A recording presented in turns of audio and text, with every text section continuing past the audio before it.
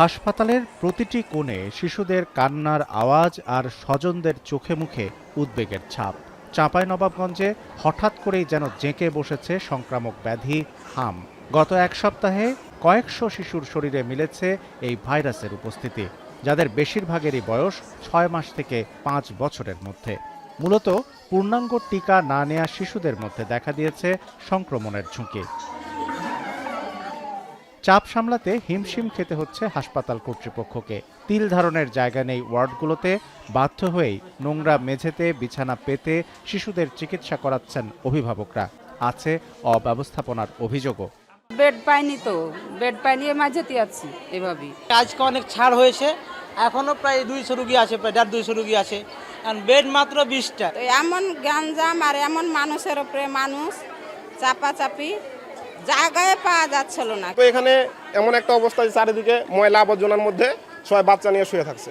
চিকিৎসকরা বলছেন হাম অত্যন্ত ছোঁয়াচে হওয়ায় দ্রুত ছড়িয়ে পড়ছে।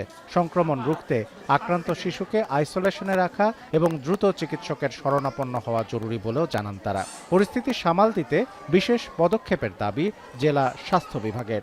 পুরো একটা আলাদা কিডনি ডায়ালাইসিস ইউনিট যেটা এখনো অব্যবহৃত, সেটাকে আইসোলেশন ওয়ার্ড হিসেবে ব্যবহার করছি। ওটার ধারণ ক্ষমতা যদিও 20 জন, কিন্তু ওখানে এখন বর্তমান সময়ে 50 থেকে 80টা রোগী প্রতিদিনই ভর্তি থাকছে এবং ওখানে সেবা নিচ্ছে। এবং ওর বাড়ির আশপাশে ওই সাব ব্লকে যত বাচ্চা আছে 2 বছরের নিচের বাচ্চাগুলোকে আমরা স্বাস্থ্যতে কারা হচ্ছে এই ভ্যাকসিনটা পাই নাই, তাদেরকে আমরা ভ্যাকসিন দিয়ে দিচ্ছি। আমরা জেলায় গেল 3 মাসে হামে আক্রান্ত হয়ে প্রাণ হারিয়েছে 4 শিশু। এই সময়ে হাসপাতালে চিকিৎসা নিয়েছেন 6 শতাধিক মানুষ। বর্তমানে চিকিৎসাধীন আরও 70 জন।